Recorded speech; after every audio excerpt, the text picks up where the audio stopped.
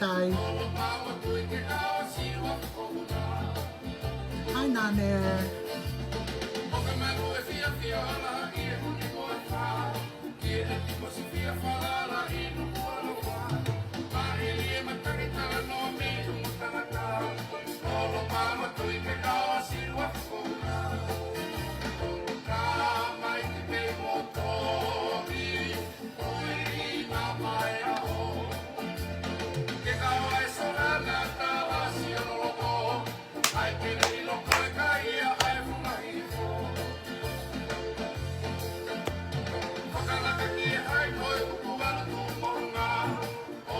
Ko ia teke hihi fo.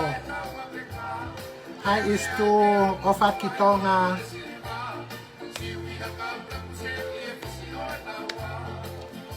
Hai mahanga. Taripe ke toki I tokolahi mai. Kau toki ka maala ala tu. Ai ngahi mea ne hoko he misi ane po. Hai neta. Hai nita. Hai laukau. Ofat proxy. Si whanau mehitanga. Hawe. Peke lava mi ke ua ko si ua ngau tupu hawe. Ko ngā ko tūtū ki nā iau ai ke o te whakamatala te fu toko lahi pehe mai. Hawe ko toi nervous ia wia whakamatala na mau hap loi pe. Wow, ua ngau ni manoa. Ai hawe. Te wā o peo tatau mo pirimi lose tau fu I pia mo tirila ko na oi tongi tupe. Te hange ko na wa superstar. Hi Eleni. Hi Miriane. Hi Proxy. Hi Anna. Okay. Te tari peke ea o ke tolu ngeau ko ni o sua ngeau hiva ua kau whai mo kamata whakamatala. Ka tak pe sio mai ko ono tu e pani o ku lere pe o ki mea pe apini ko ku hakaputeni mo e tau mea. He? Ta ko toi nesi part time for my grandma la tai tau hiva ono. Pa ko mau ki whainga maarie, ke hao ki ta utu, ke tau ki lave. He? Sai. Ko ki moto, orewa mo ke o ki ino ko pakpako ki monga kai ice cream.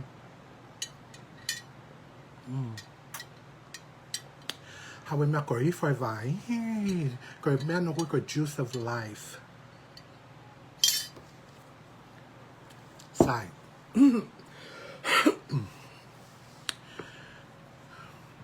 Ko mea kon whekau aki pia mor misi. He? Na matano mo maatasi ane hu owa hoa ewa.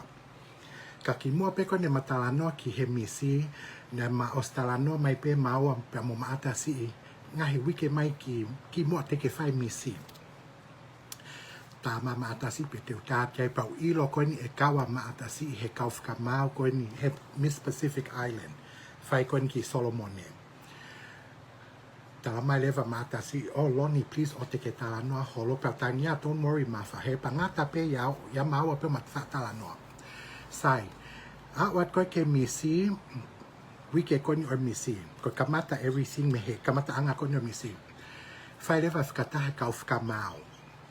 Kau lewa maatasi kau whakamau ko ai ko whakamau ko toko nima. He?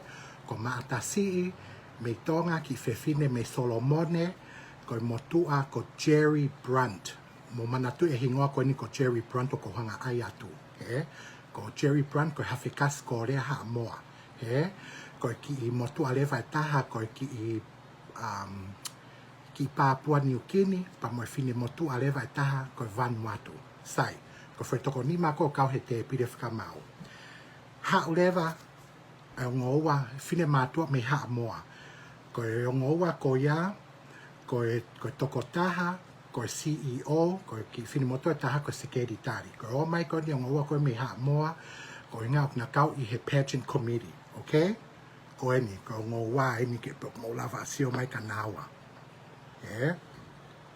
Ko ki mea koe ulukelo, ko ki CEO wia, pa ko ki mea e taha, ko ki sekeritari ia. Okay? So, mo manatui ai CEO mo sekeritari, ko ngai ala tuk tala noa ki ai. Dr. Ye mo fefine tonga ka man whaingata ke hanga pua ke no hinga ko ngako chape ko tonga. Okay? Sai. Teo kon ke whai a pre-pageant interview. Tama ma atasi. O talano mo au talamai ke ofa mai ke mohanga ai e ne bio o whe mau ke ave bio ka nohanga o whamatala mai I he misi. Ko ngā ko hai ia. Okay? Sai, mau ai rewa ne ki bio, email rewa ki he Solomon host. Teo koe aho koe pre-pageant interview, ka pau na mo watch a pre-pageant interview, introduce ma maata ia ake ana service. Ko ana service ko hingo to tonyo maata he IT. Okay, pa whakamatala mai rewa ia me ka nata, ko fashion designer. Ita awia ai, ita maata sipa, ita mo mau whamiri. Ko ngā koe ke mau loto na pehe o mau loi tala koe fu fashion designer mo hāfua. Sai, osi ia. Tā koe tok iloange mātasi a ki mui, hanga ngo ki ha moa koe nau whaka hino te na lai tā, hanga nawa o edit ai ki paio a mātasi I. Ko ki paio koe na mātasi ne mau whaka huai o acknowledge ko mātasi I ko former Miss South Pacific taha hiva nima. Ko ngā mauloto pe ke iro kakai uhinga koni o tauta maata I he te pire o kau whakamau. Ka ke lau lewa ia he aho ko ia. Tā ko e ke atu e maata sia ke ongo haa moa, tala mai nawa ne na hanga aian ke ki whine motu a tonga. Ki whine motu a koni ne almo si tita tau ko o siki naulu, to alwa te tauni. Pa mo Rachel. E ka koe ki ai, te uipe whine motu a koni ko saa, uipe ko sasa. Okay. O ate on ki ha moia e kian ka sasa pe oksai pe ke no hanga ai ko ni announce mai ko mata si I ko former Miss South Pacific. Ai atu pe ha ke fin motu atonga ia e sasa. Dange sasa e ka sai pe ne ka ke osi in the term he taimi ko te ne Miss South Pacific. He ko maata ne e mahina pe fa pa to o kala ni ma maata si fra fok leva ki ha moa. Hangor Miss Lala, mai na pe fa to e kalau ni o ave leva ki he first runner up ko mau fa mi pe ko titiani kao. Ke tau talano ma ape. Ke te ai hana tona pe ko ke lot ke loi na pe he ke mo tala. Oh, sa ke ne ha mo ha ko na ko ke ni ai mai mo oni. Anyways, e ke atu talamai ne nao on ki ha mo ke fini mo to tonga kon ko sasa. Talangi e ia no, sai pe ne ka ke osi ne term, he mo me a. Ha lewa ngo ha mo, li riwa ki paio, mo not ka moi moana, lau mai moi moana aho koia. He pa na mau loto mamahi ai, loto mamahi mo matasi, he mo me a.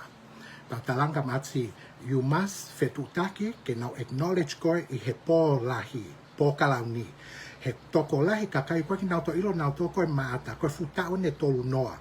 He, pa fe mau pe ke ilo hoke ni I te nau fe hui, ko hai e, ko ha uinga o tau te he te pire o kau whakamau. Ko te pea pe ko former Miss South Pacific koe, oh, koe ke to eke I koe ia, he. Pea mea maari e pe, na nau whai mea koe ne pona ui ma announce, ko maatasi I koe former Miss South Pacific pa koe fua tonga ia, ke ne ta ke kalau ni South Pacific, okay? Sai, osia tau hoko atu. A o koe ki ane po, ko kau whakamau nau talat ni nau toko nima. Ma atasi ki whewhine Solomone ko Jerry Brunt ki ha mo Korea ki motua Papua New Guinea pa mo ki whine motua Vanuatu. Whai koe e nau ai koe e nau ko whai koe ne CV koe ni ormisi. Okay? Te cut short pe ke whakamatala ke whuloa. Ko ngā na a pako puteni ho ko tu puteni tua. He pa more customer. Anyways, whai taimi koe whai koe nau CV mo hiki koe ni e nau poini koe ni e kau misi. Ne peheanga e nau mea. Ko every category o ko mai ki score sheet. Ai ko toko nima ko nau taktaha. Ko osi koe hiki hifo nau poini I hifo category e taha o kia lewa whine motua. Ko whine motua koe ni ko no hingoa ko fou. He, ko whine motua me American Samoa North Solomone. Ha ulewa fou tāna ki katoa ai score sheet ko ia. Ave lewa ki he ki te pide kone kau ati ta e kau auditors. He? Sai, ha lewa score sheet hoko. Nau CV lewa ai te unga sarong o sko maka ta naki ave ha o sko shi konye taleniti ai na sko ta naki ave sai I he foi taimi koe ne ave ai koe na sko sheet he mantuk ave ke ki te pire ke he ko kau auditors hanga leva e kau auditor ta naki ka toe upoini o ui mai leva na tolu ki te pire o kau whakamau o pehe o ku mahanga he o tatau e ongo poini ai to pehe pehe ua poini mai ai ko ongo mahanga ko ia ko fika wa Miss Samoa pa mo fika tolu Miss Tonga he sai mahino leva o mahanga a Tonga pa mo ha moa ko foi taimi leva ko ia ko hakwani o io foi taimi leva ko ia tala mai leva o ku hakwani fe ma leva ke na voti sorry te ki holomu tala no na ngalo ia ne e foi fkataha ki mua Pene osi tala noa pe I he kau I he ki I poa te o pehe ka oho ware pe e iai ha mahanga e ave leva ki he head judge ai ko head judge ko ia ko Jerry Brunt mana tu ko Jerry Brunt eni ai ko ni mo sio mai ko Jerry Brunt e ke mo ilo he Ko motua ko ni o ku kau he committee ko ni ai Pacific pageant. He ko hafkas ha moa Korea. Ala te motua ko ni ofa mai o te motua tohi mai ko lo tonga moa. Na ostala pe ki fataki moa. Ka iai ha mahanga e ave leva ia ki he head judge. Ki a Jerry Blunt. Te ne hanga leva o whiri pe ko hai pe ok ne pehe I he ngoa koe te ne ave ke kalau ni. Whakawhekiki lewa e kau judges ia o tala no. Halai o ke whea ia. Whe mau ia ke paloti he. Ko uhinga ka mo ilo a mo toko no whasio misi. Ko taim ko kia kau whakamau o kai ke even numbers kau odd number ma upe. He, ai kai ke toko oa pe toko wha pe toko ono. It's always kona toko tolu, toko nima, toko fitu, ko inga taimi koe, o whai ko hapaloti pe voti, e outweigh lewa e foi toko tolu ke toko wha, pe ko toko fiha ke toko fiha. He, ke mo mahi noi. He, mantuk nau toko nima, sai. Tala lewa e ave ke head judge, ke ne whiri, ka ke lot fie marie ki ai e kau judges. Pe mahino lewa okay. Ka oho ware pok mahanga, ai shone os tala no e pe na to mahane na os ilo pe e alu hake a Tonga a Rachel o mahanga pe mo Litara Miss Samoa he ko hono mo oni I he uksio aku ko rongo two top competition ia I he misi ko Miss Tonga mo Miss Samoa okay mahino leva ko ni mahanga ayat ko leva me a tala tu fa mai leva fanki la I pepa ki he foi toko ni ma ko ki la I pepa ke whakatata tu pe ke mo mawe mahino ko maatasi I pena matala noa. Tu wha mai whanki la I pepa, mahalok si pe he, ki la I pepa, ki pepa I nima, he, toko nima kau whakamau. Tala mai lewa, ko mea peok whe mau manatuk mahanga whika aua, pa mo whika tolu, ai ko misa moa mistonga. Whe kau mai lewa, kau auditors ke nau tata hiki tohi hifo peo nau matai whika, pe ko whika aua, pe ko whika tolu, sai. Tohi maata whika tolu, he ko tonga, he, kai ka ilo maata ea ke ka atoe ka whakamau koe toko whao. Sai, foi taimi ko ia ave lewa ki lai pepa e nima, ko ave lewa ki he auditor, he mo mea. Tu u lewa ko Jerry Brunt, mana tu o tap ke ala ka whakamau ki he MC pe ko auditor, ko whainga mea ko whai e koe mio I, mo loi mo kākā, he. Alu lewa mo tu aia pa mo ki lai pepa e nima. Luat lewa ke auditor o tukuat ki e mo mea. Pe hanko ki tu o ki taimi ai, siat lewa maatasi o mahalo pe maatasi o ku whai kehe. Tu lewa maatasi o lue lewa taimi koia. Alat lewa maatasi ia ta foki mai lewa a Jerry ia. Pe ate maatasi, o kofe tau pepa voti ni os ave, pe ange io os ave, pe ange mat kofe. Ala lewa Jerry ke katau sese, to hake ki lai pepa penia e wha. He? E ke atu e maatasi how come o fa ton ke nima he ka ko ki foi taimi ko ya ne ave ko na pepa ne tala no matasi mo ki fka mau hoko solomone fai ata matasi pe ko haite ne win he ko ngak mahanga he pe he mai ala mai ki solomone ki fine mo to next to ma ata he video ala mai a puke ni ma ata pe hanga I voted for Tonga fia leva ma ata ilo leva ma ata ai ko ya solomone o ua te ke ilo ma ata ke toko tolu ko ka fka mau ko si o at leva ospe fine mo to solomone hoko ma Jerry hoko mai mo tu a Papua New Guinea pa ki fine mo to Vanuatu hilat leva ki fine mo to solomone ya ke ki mo to Vanuatu o Papua New Guinea o pat ka mo atu io mai mo to ka mo mai mo pehe mai ka mata si mo ki solomone ai mahino leva ne vote ki ai mo tu a ki Tonga sai mahino leva ko foi vote ke tolu ki Tonga os mahino cheria vote ki ha mo ta ko ka mo ki fine mo tu a solomone ia vote ki ha mo o tolu ai ko a Tonga ua ha mo I he foi taimi ko ne awe ko Jerry o ave ko ki lai pepa nima lua ko mata si mo ki solomone e kata mata ko feta voki to hake ki lai pepa pe sa he si o ifo tu wai foi matai fika e tolu e ua ai ko Tonga ki matai fika e ua ai ko ha moa ia e kata mata si where's the other one there's 3 me Solomon and Papua New Guinea vote for Tonga hanga mai leva Jerry ka maata mo ki fin moto solomone hange ko ita mata na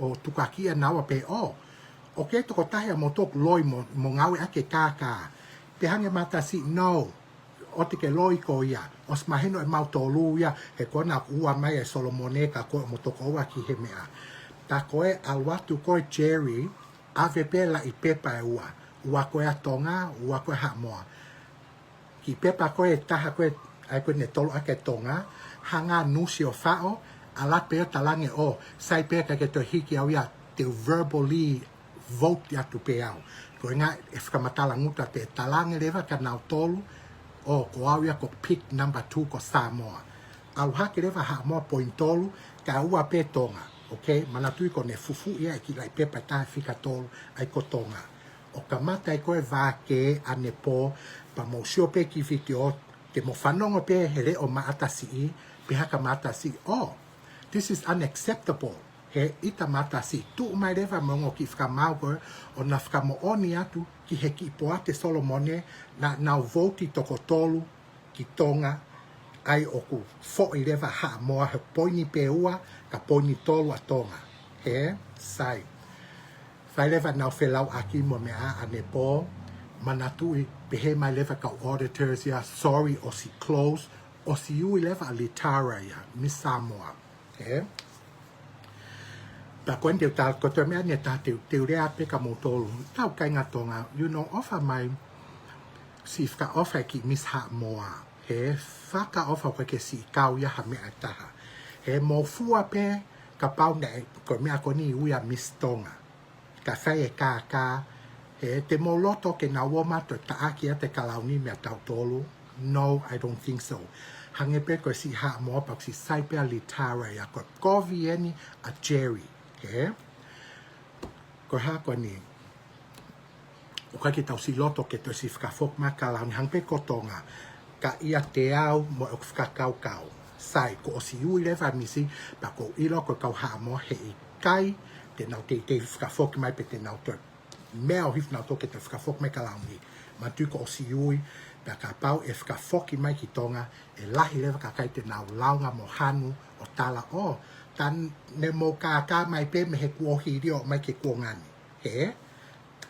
Ia te au. Since ko o si ui a misha moa pia fua ke kalaungi. O si whaka ofa ka toi si taaki mai kalaungi. Fe ka pau, ui pe koe mahanga. He koe mo oni pe ne mahanga pe Tonga mo ha moa. Ai ke alu, first time he pageant history, ko yaha foi tai, ko mahanga. Ai pe ne whakakalau nia Miss Tonga, whakakalau nia Miss ha moa. He ia te au mo whakakau ka oa to si to o pehe mai kalau ni e si whaka ofa lahi taha pe ki tahi ne. He? Hange pe kotonga ka pana kau tau tolon hoko e ngai whihalak pa o mai ake toi taaki a te kalauni no. Te tau ita, te tau lau, te tau kape atu, te tau mofisi. He mo me a. Mahalo e lakanga tau tolu ke ui, ke mahanga, e hono toi taaki a te kalauni me tonga o ave ki haa moa. Sayang e lewa ke te au mawhaka kaukau, ai pe ake na mahanga. He, Miss South Pacific tonga, Miss South Pacific haa moa. He, ka koe mea pe nau whi mau ke whakamatala pe ka mautolo ko kai ke mau ilo. Pak toko lahi pe mautolo mau ilo au, tau eksio misi, te upik mau kai ke o ke ata te mau ita mai te uwhi reo haa moa. I hoksio aku o kousio au ia ake whenga whakakaukau koe kau whakamau. Te usio whi nau koe, you know, ke criteria koe attributes ki he physicality, attributes ki mentality and nau intellectual koe ranga nau rea clarity of speech. Koe ngahi mea i o whakasio koe kau whakamau. Toko lahi e tau tolo e kau nihikon toko oho mau sio misi, foi whai a pe sio koe whakau ofa, o koe tonga, o e pau ke no, hala ia. O ke ai criteria o pau ke nau pass, ka mau hanau ngahi poini maulunga tok tāna ke poini ko ia o ilo ai koe ko hai o malohi. Ka tau fia pe ke tau ilo, na e poin maulunga a tonga o tatau pe mo haa moa o mahino e ko o na mahanga. Ka koe koe foi hu koe ne ki motua koe ko Jerry Brunt, o ia na ne whai foi kaka. Ka ne tonu, ko tonga, ko tau tolu, ton ke tau mau e kalauni. Or Miss South Pacific wafe wanima. Sorry, Miss Pacific Island waf wanima. He? Ka koe ko si hoko e foi whihala ki ane po, o sfuake kalauni ki haa moa, si e tui akte nau te hanga nau tō tukuangi mai kalauni. Te nau ngāri vare nau tōlu ai. He? Ka pau kwau haa moa, tukuaki nau tōla Jerry. Whekawa Jerry, ke hauia o vete hia mai, mo kore whakamore mai, ko hinga koe foi kaka koe ni ko ia. He? I know toko laha mo tō te mo share video koe ni, okay? I'm going to say this in English for you. Jerry Brunt, okay? Jerry Brunt, I see you and you were the head judge and you're supposedly a lawyer. And we all know French for lawyer means liar, okay? We know, I talked with my sister Maata and she told me exactly what happened last night. How you swapped out the little papers and you crumpled one, took out number 2, number 3, and then you went and verbally voted your contestant number 2, and Samoa went up 3 points and Tonga dropped down to 2 points. I'm going to tell you right now, Jerry, you better do what's right. Because if anything, I feel sorry for you and the Samoan board and Committee of the Pacific Islands, because this is enough to drive the rest of the Pacific Islands and not join your guys' pageant. Do the right thing if you know what's good for you. If you don't want to give up the crown of Samoa, you better call a tie and crown Miss Tonga, same as Miss Samoa. Okay, Jerry? I'm talking to you, Jerry. Okay? So, sai. Komoto. Komena ko ke live ho ke ni hi fakata mai ke ni. Komena pe na uri na lau mai hata, pe tu ko live ka hanga ka o tau kape mo to ta ko na comment ni mai ka tau pe ko ke no fa fakatonga lau mai mo mea. Waste my time os ilope maman ko fulei tiao ha mo ha os pa here fa no ngai fu lau palaku. Oh Lord, give it a rest. I ma ha me for all. Anyways, ko me ape na si fe chef kamala alat mo ki motol in ikok mo si fe ilo ko ni ki he misi ane po mo ha me ko hono mo oni ko tau tolu Tonga ton ke tau ma kalauni ne tolu a Tonga poini ua ha moa hu ko ki motua kaka hanga le vato e poini taha Tonga ta na ke at le va ne foi poini e tol ki ha mo ka tala ngutu peia ka ke tohia ki lai pepa foi fika mau to fa ko e tohi lai pepa ko Jerry pe to ko taha alo tala ngutu o ko au ko number 2 contestant al hake ko poina ha mo o tol ka ua le va Tonga he so ko loto pe ke o si share mo tol pa ko ilo yai ni hia te nau ita mai la mai pa hango lau ka ke fato kanga ia ke fanki kau pus ko na o kori ke lau mai mo me you know I just want to share with you all o ate mo oni ko na mata no mo mata si pa ko ni o te fai e ki i fkataha po ate he ahoni i Solomone o fei ngai ni a mata si ke alwat mo kau fka mau ko ngā no whemau a maata mo ki Solomone mo ki motua Papua New Guinea ke nau whakamooni he na alatu koe Jerry hok maulunga Jerry a whai pa alato mioi ke ki Puate Solomone he so ko no whenga maata si e taimini ko ngā ke alo e kau whakamau ke na wo kau he whakataha mo nau lea tala mo whakamatala e mea koe nei hoko ane po ke oa whai ha mioi mo haloi a Jerry he and to my people of Samoa, if you're watching this Samoa, know that I have lots of Samoan friends and family. I have the utmost respect for you guys, and I'm not putting you guys down to the people of Samoa. I am just putting Jerry down. You know, he came as a representative from you guys, and he came and did us dirty by putting up Samoa and putting Tonga down when Tonga should have won. And she won fair and square, 3 points to 2 points, okay? I love Litara, I love Rachel, but no disrespect to my people of Samoa. I'm just sharing with my Tongan people of what really happened last night because my cousin was a judge there last night, okay? So, other than that, koe ke toha mea kok nofo pe no tari, patau lotu ke lahi na ohovare pe te nau loto, either te nau to e kalauni of ka kalauni a Tonga, pe te nau hanga o aike na mahanga. Pa kai e kai ke te o mai ki Tonga ku osi announce os aluia mamani e ngari vare e kau haa moa. So hange ko lau tau lotu pe ke e ki, you know ke ofa pe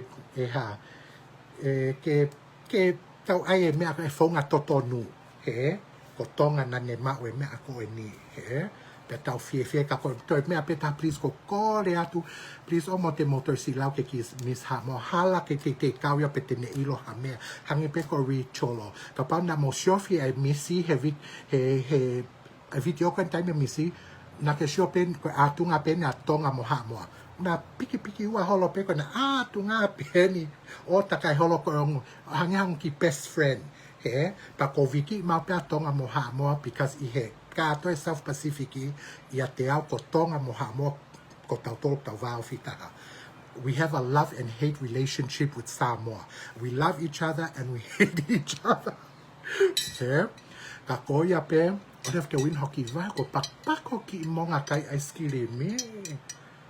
Talo tup mo kai ice cream.